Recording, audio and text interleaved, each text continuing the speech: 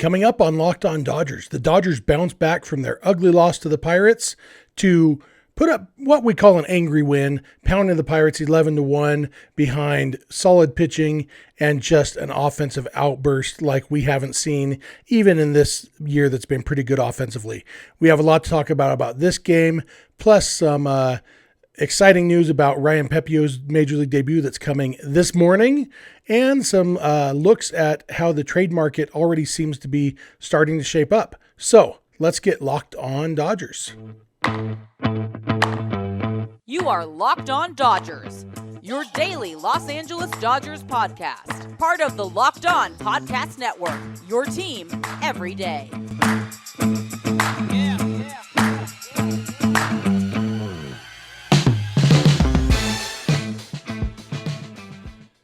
Hello, Dodger fans. This is Locked On Dodgers, part of the Locked On Podcast Network, your team every day.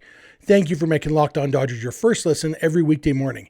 Remember, this show is free and available on all podcast platforms and on YouTube simply by searching for Locked On Dodgers. Or even better, go ahead and subscribe wherever you're watching or listening right now, and that way you'll never miss a day because you know we're not going to. If this is your first time listening or watching, my name is Jeff Snider. My co-host is Vince Samperio. We're doing a split episode today, so it will be me for the first half and then Vince for the second half. Vince and I are both lifelong Dodger fans just like you, and we've also both spent time covering the Dodgers in the press box and the locker room. So we're not quite insiders, which is probably a good thing. But we bring you the smart fans perspective on our boys in blue every weekday morning. So again, please subscribe wherever you're watching or listening, and let's talk Dodgers. So after that lackluster win on Monday where the Dodgers, they couldn't hit. And the few times they did hit the ball hard, they found gloves. Dodgers lost to break their winning streak. Well, they came back and said, no more of that. And they just jumped out early and often against the Pirates, beating them 11-1. Tony Gonsolin went 5 shutout innings, got a little bit of help. Mookie Betts helped him defensively. Well, Mookie Betts and Austin Barnes. Great throw by Mookie. Great tag by Barnes to cut down Ben Gamel at the plate on what should have been a sac fly if not for Mookie being superhuman. And then, maybe Gonsolin got a little bit of help from the umpire to end that inning after a long at-bat by Yoshi Tsutsugo. The umpire gave Gonsolin a few inches off the plate for strike 3 when it should have been ball 4. But other than that, Gonsolin kind of scattered some base runners, only allowed 1 hit, but he walked 4 guys. So 5 base runners in 5 innings isn't terrible. He got 5 strikeouts. So obviously you'd like to see the walks be down a little bit more. He really didn't have command of his changeup very well. The first, I think, 6 changeups he threw were all balls, and then he did start landing him in the strike zone a little bit in that Tsutsugo at bat in the first inning, but Tsutsugo kept fouling them off, and so he wasn't getting the swing and miss on that. And for a guy like Tony Gonsolin, not having the changeup working made everything else have to work a little bit harder, and the changeup is his best pitch. So it was a challenge, and yet somehow he got through 5 scoreless innings, dropped his season ERA to, I think, 1.33. And the bullpen came in and did their jobs. By that time, it was basically a blowout, and so Dave Roberts was able to strategically deploy. Didn't just go with the B team. Brewster Gratterall got in, Phil Bickford got in, Alex Vesia got in, but it was all relatively easy innings. Vesia, there were a couple errors in his inning that made him work through traffic a little bit. The only run was allowed by Reyes Maranta, who also struggled to find the strike zone a little bit, and gave up a run on a ground ball fielder's choice. It was almost an inning double play. Not a big deal. Dodgers win 11-1. Maybe the highlight of the game. Well, the offense was the story. Everybody in the starting lineup got at least 1 hit except for Mookie Betts. Mookie Betts had a 10-game hitting streak coming in. He went 0 for 5, and his hitting streak ended. Everybody else, the other 8, all got at least 1 hit. Not only that, they all got at least 1 extra base hit. All of them got exactly 1 extra base hit, except for Justin Turner, who had 3 doubles. But then you had doubles from Freddie Freeman, Trey Turner, Cody Bellinger, Gavin Lux, and Austin Barnes. A triple from Max Muncy and a home run from Edwin Rios, plus a couple other hits. The Dodgers had 10 extra base hits, 15 hits overall. Justin Turner had 4 hits, raising his season batting average from going into the game. It was 168. He got that up to 200 and raised his season OPS from 469 to 552. And this late in the season, that's a pretty impressive jump in one day. I'm interested to see, I'm looking at his player profile, his percentile rankings on Baseball Savant. Interested to see how those change a little bit. I'm actually going to take a screenshot right now as I'm thinking about this, because these update daily. And so what we're seeing right now is his before this game numbers. And so we've got expected WOBA. He's in the 31st percentile, hard hit percentage, 21st percentile.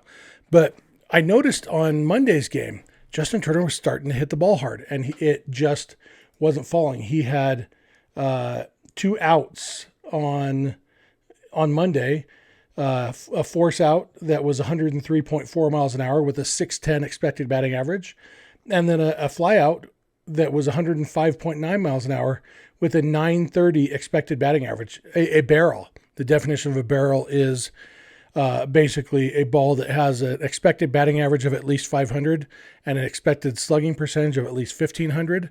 So basically, it's expected to be a double or a home run a lot of the time. And JT hit one, and it was a fly out. And so, but even though he didn't have anything to show for it on Monday, I made a mental note. Okay, he's starting to hit the ball a little bit harder. And then we saw it on Tuesday.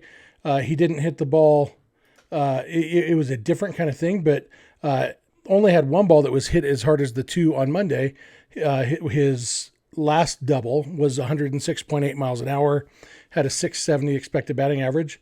But then his other 2 doubles were 98.8 and 99.3, and both had high expected batting average. And just for good measure, he also blooped in a single that had a 980 expected batting average, even though the exit velocity was only 68.4, because sometimes it's not about how hard you hit it, but where you hit it. But seeing Justin Turner start to hit the ball hard, make good contact, makes me very happy, because we know Justin Turner can hit, and there was always that lingering fear. Okay, did he just get old? Did he lose it? Well, I think what we saw on Tuesday is the old Justin Turner is still here. Who knows how good he will be this year, but hopefully what we're seeing is him actually starting to figure things out, and it's a sign of things to come, because the Dodgers are a better team when Justin Turner's hitting. And, on a day when, Mookie Betts didn't hit, Cody Bellinger had his struggles. He had 2 strikeouts and kind of looked overmatched a little bit, but he also ended up hitting a double. And, but to have Justin Turner step up, even when some of the other guys maybe aren't, is going to be huge, because on a day like Tuesday, almost everybody hit. The Dodgers would have been fine with only half of those guys hitting because their pitching was great, only allowed 1 run. But having all these guys turn it on, even if they're hardly ever all on at the same time in the same game, you increase your chances of having 3 or 4 or 5 of them on in any given game. And that makes it really hard to beat this team when their pitching is this good and the offense has this much potential. So it made me very, very happy to see Justin Turner start to break out of that slump. Hopefully it is a sign of things to come, because I love Justin Turner. He is a Dodgers legend, and hopefully he can be the Justin Turner we expect him to be and need him to be, because that's the guy we all love. And so happy day for me on Tuesday. I'm going to come back in just a minute and talk about why Wednesday today is going to be a happy day, because Ryan Pepiot is making his Major League debut, and I am as excited about this as I've been in a long time about a Dodgers debut. So I'm going to talk about that in a minute. Thank you for making Locked On Dodgers your first listen every weekday morning, and please keep it Locked On Dodgers. With spring in the air, it's a time of renewal and growth, personally and professionally. As your small business grows, LinkedIn Jobs is here to make it easier to find the people you want to talk to faster and for free. You can create a free job post in minutes on LinkedIn Jobs to reach your network and beyond to the world's largest professional network of over 810 million people. Then add your job and the purple hashtag hiring frame to your LinkedIn profile to spread the word that you're hiring, so your network can help you find the right people to hire. Simple tools like screening questions make it easy to focus on candidates with just the right skills and experience, so you can quickly prioritize who you'd like to interview and hire. It's why small businesses rate LinkedIn Jobs #1 in delivering quality hires versus leading competitors. LinkedIn Jobs helps you find the candidates you want to talk to faster. Did you know that every week nearly 40 million job seekers visit LinkedIn? Post your job for free at linkedin.com/lockedonmlb. That's linkedin.com/lockedonmlb to post your job for free. Terms and conditions apply. All right, I am back. I want to thank you for making Locked On Dodgers your first listen. When you're done with this show, maybe check out the Locked On Now podcast. There's recaps of MLB games with analysis from our local experts, taking fans through the season like no other network. It's free and available wherever you get your podcasts. All right, Ryan Pepiot. The Dodgers finally announced for sure on Tuesday Ryan Pepiot will be making his Major League debut, starting the game this morning. I believe the game starts at about 9:30 Pacific time, so you're barely going to have time to get through this episode before the game starts. But I can't wait. Ryan Pepiot, as you guys know, he was a guest on this show a year or so ago. Just a great, humble guy. We talked a lot about, coming from college. His big issue in college was his command. He walked too many guys. His issue when he got to the minors, he was walking too many guys. It's still probably his biggest issue, but he's found a way to, it's gotten much better, and he has been dominant despite it. He's got a very good fastball. It gets up to, I think, 97 miles an hour, somewhere around there. He doesn't sit quite that high, more like 94-ish, but that's plenty fast when you have one of the best changeups in baseball. And Ryan Pepiot, when he makes his Major League debut today, he will officially have one of the best changeups in Major League Baseball, because he will be in Major League Baseball now.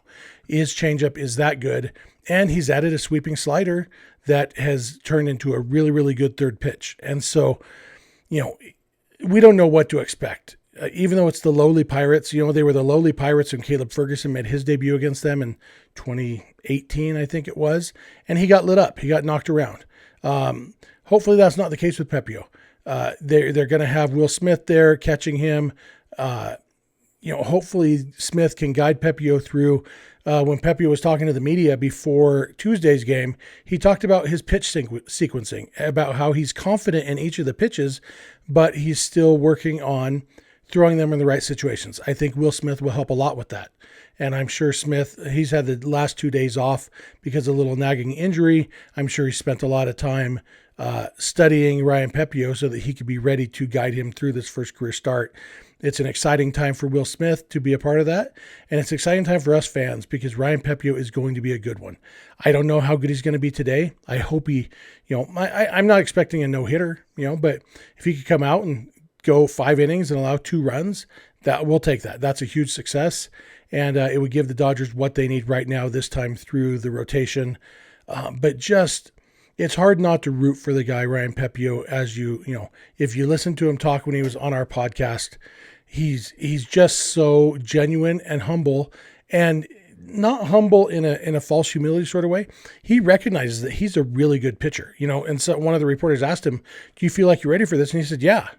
And he said, yeah, I've been wanting to do this my whole life. I'm ready. And I like that confidence, but he's also a guy who recognizes, what he needs to work on. And he's been working on it. He talked about the last couple of years when he's been in big league spring training camp, watching Kershaw and Buehler and how they work, how do they go about their stuff. He talked about little bits of advice he's gotten from some of those guys the last couple of days he's been on the taxi squad.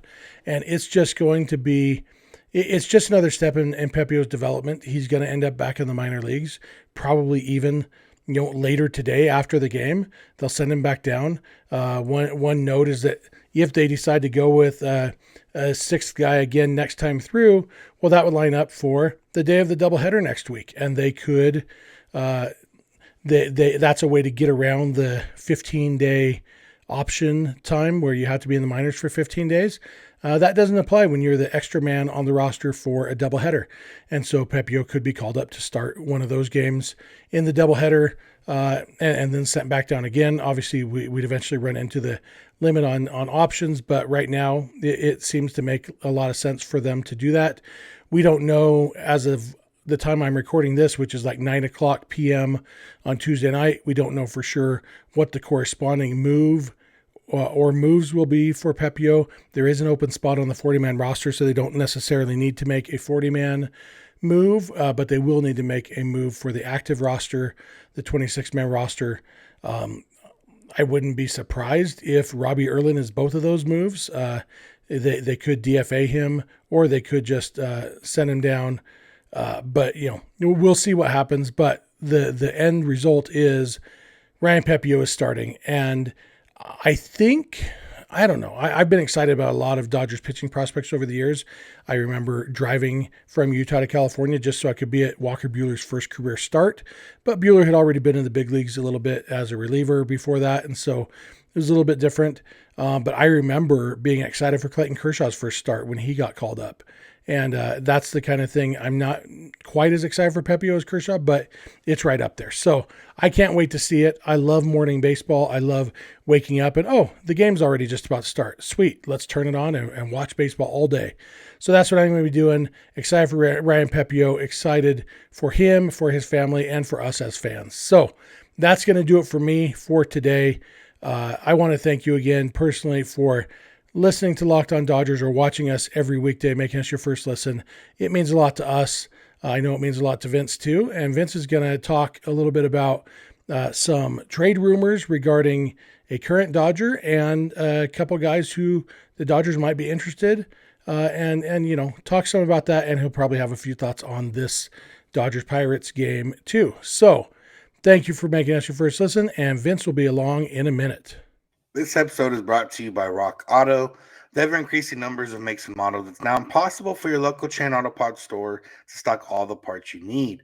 Why endure often pointless or seemingly intimidating questioning by the person behind the counter as they order the part on their computer when you can just order the part you need on your computer? You have computers with access to rockauto.com at home and in your pocket. Save time and money when using Rock Auto. Save up to 100% of the cost for the same parts from a chain store or car dealership. You don't have to be a mechanic. You don't have to work at a dealership. You get the same low price as everyone else. And Rock Auto is a family business that's been serving people online for over 20 years. So go to rockauto.com, check out their easy-to-use website, find everything you need for your car or truck. And if they ask, how did you hear about us? In that box, make sure to put Locked On and let them know we sent you. Amazing selection, reliably low prices, all the parts your car will ever need. rockauto.com.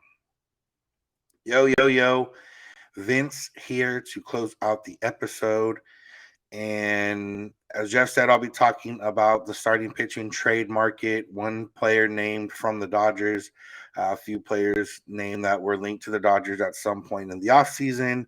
But before, just want to say that games like Tuesday are a lot more fun than games like Monday. And as we continue to preach, it's a long season, and these Dodgers are going to win a lot more games than they lose, and they're going to be always probably a bit more fun when they win than when they lose. So shout out to Justin Turner, who, as soon as I talk about him and how long the leash is for him to continue to be in the starting lineup, he decides to hit 3 doubles and a single and look a little bit better. But obviously it's one game. We've seen a lot of guys get hot for one game and then not be able to sustain it. So I would love for him to sustain it and keep that going.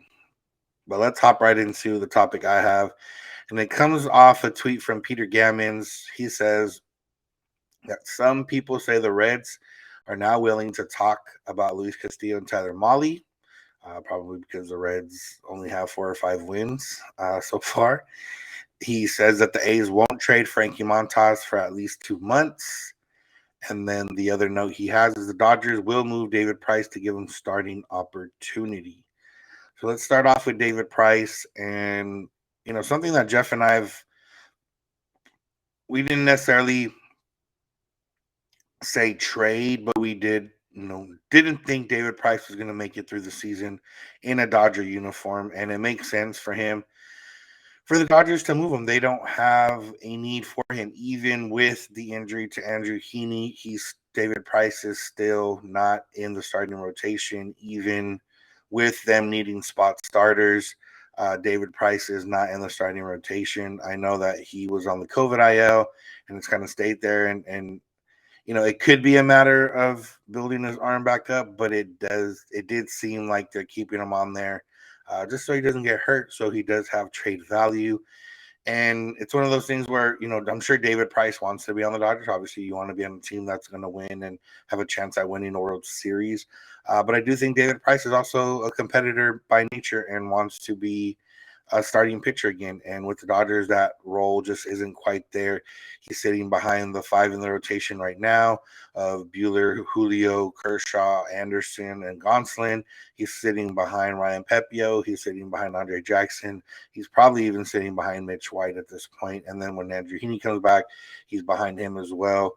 So there's just no clear path for David Price to be a starter for the Dodgers unless a lot of injuries occur, and the Dodgers aren't going to count on those injuries to happen in order for them to keep him around. At this point, he's a decent reliever, but they have relievers better than him. He doesn't necessarily have a role on this roster, and knowing the Dodgers have that crunch on the 40-man roster in general, it's time for David Price to probably move on. I don't know what a trade market's going to be. I don't know how low the Dodgers are willing to go in terms of value returned. Is it a low-level prospect? Is it going to be a cash considerations type of deal? That I don't. The Dodgers already have money earmarked for the David Price. It's already there. They do have, assuming everything stays as it is, the Trevor Bauer money. It sucks to talk about it in this aspect, but the Trevor Bauer money comes off the books necessarily. They don't need the money aspect from David Price. They can still pay him and basically get little to no money back from any team and basically just put him on wherever he wants to go or wherever who wants him. I thought that it might come to a point where they DFA him and he just gets to become a free agent and decide where he wants to go on that end. And that's also still possible. But the fact that Peter Gammons mentioned a trade means that the Dodgers are probably already out there with him on the market and seeing if there's any interest. So David Price has had a interesting journey as a Dodger. Didn't play in 2020. Was pretty good early in 2021, kind of fell off, wasn't on the postseason roster in 2021, came into the season without really having a role. Even if everything had gone right for David Price, it was still hard to see him making the opening day roster in the starting rotation. So it always seemed like this was going to be the case for him, whether it was trade or DFA. You would hope that he would pitch well enough early in the year and whatever stints he had in order to give himself trade value. I think he has done that. I think there's some trade value. I still think he can be a number 4 or 5 starting pitcher for a decent team, decent to mediocre team. I don't know, if there's any teams that have high World Series aspirations that are knocking down the door for David Price, but that remains to be seen. That's what the Dodgers are working on now. And, salute to David Price. We may have already seen his last pitch as a Dodger. But going on to the other names that are on there, and Luis Castillo, Tyler Mahle from the Reds, Frankie Montas from the A's. The Dodgers were somewhat linked to all of them at some point in the offseason. Didn't end up getting any of them. And heading into the season, the Dodgers starting pitching was probably the biggest question mark. And so far, a month into the season, it's been a revelation, to say the least. They are completely dominating in terms of leading the league in ERA from starting pitching. You've seen Clayton Kershaw not turn back the clock, but Clayton Kershaw be really good. Walker Buehler, after a couple weird starts, has been really good. Julio, despite all the talks about him and how long he pitches, has been really good. Tony Gonsolin, Tyler Anderson, they're not giving you the length necessarily 6-7 innings. Gonsolin a little more than Anderson in that respect, but they are giving you scoreless innings or low scoring outings. And Andrew Heaney was unhittable in his first couple of starts. So when he comes back, we'll see Ryan Pepiot this morning. So the Dodgers have now some starting pitching depth, and it's a matter of, do they trust it? And I'm not going to 100% sit here and say that I trust Tony Gonsolin, Tyler Anderson, and Andrew Heaney the rest of the season and into October. But with Walker Buehler, Julio Diaz, and Clayton Kershaw, you don't necessarily need to trust them in October as much because, as we've seen before, you only really need one horse and guys to give you some innings. Preferably, you have two guys that can give you length, and then you're playing with house money at that point in the postseason. We've seen teams, we've seen giant teams win with just basically Madison Bumgarner being the only good starting pitcher, and other people just kind of filling in 3 or 4 innings at the start of a game. We've seen openers in World Series now. We've seen a bunch of different ways to deploy your pitching staff. So starting pitching, while it still can help you win a World Series. Obviously, we saw Max Scherzer and Steven Strasburg kind of lead the way for the Nationals in 2019. They didn't have, they had not too much behind them in terms of going into the postseason. You weren't expecting, I think, who they had back then, Patrick Corbin and guys like that. So in that sense, it doesn't really matter. And it's where I guess for the Dodgers, it's how comfortable they feel in Julio and Kershaw. Do you feel comfortable in them being your number 2 and 3 in the postseason? And do you think that guys like Montas or Castillo would be better than them? And for me, I don't know. Obviously Castillo's had a little bit of a weird year. Montas has been pretty decent.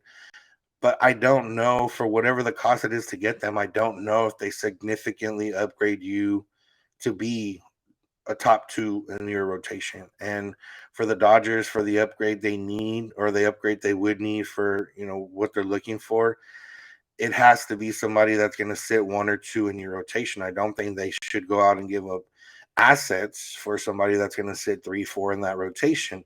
And while we don't know what the market is right now, based on what we saw in the offseason and based on the fact that there's going to be more teams competing for postseason spots and everything else, the price could be driven up in terms of assets, prospects that the Reds and A's are looking for. And it's a game that the Dodgers probably won't get into.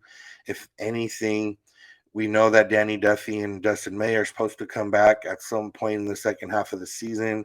It's probably a matter of the Dodgers counting them as their deals, quote unquote trade that they make in the off season or in the middle of the season in order to bolster themselves for an October run. So I don't think the Dodgers will be in the starting pitching market in terms of trades at the moment. If a bigger name emerges, somebody that's going to be either in front of Walker Buehler or right behind Walker Buehler emerges, I would expect them to be in on that. But for when it comes to Frankie Montas, Luis Castillo, Tyler Mahle, I don't expect them to be in there. So obviously that can change, and one injury can change that, or ineffectiveness from somebody else can change that, or let's just say the A's and Reds overplayed their hand and the market's cheaper than it was in the offseason, then I expect the Dodgers to jump in there. But all in all, the Dodgers are good right now, and hopefully Andrew Heaney can come back and be what he was the first 2 starts, and then the Dodgers are sitting pretty, even more so than before. So that's going to do it for today's episode. Thank y'all for listening. Thank you for making Locked On Dodgers your first listen of the day every day. If you need something else to listen to, we're going to plug Locked On Angels here because Reed Detmers threw a no-hitter last night, a 22-year-old rookie no-hitter in Anaheim. You had Anthony Rendon hitting a left-handed home run off Brett Phillips. You had Mike Trout hitting a couple home runs. You had the night before Ohtani hitting a couple home runs and his first career Grand Slam ever. So go check out Locked On Angels, our friends, buddies from Up the Five. And, yeah, go check them out. If you want to find us on social media, we are on Twitter and Instagram at Locked On Dodgers. Jeff is on Twitter at Snider. I'm at Vince Samperio. DMs are open on all those accounts. You can also get a hold of us via email, lockedondodgers@gmail.com, or via voicemail text at 323-863-5625. We're here every weekday morning, and we hope you'll be with us when you get in your car or if you're at home. Tell your smart device, play a podcast, Locked On Dodgers. And remember, you don't have to agree. You just have to listen. Have a good one.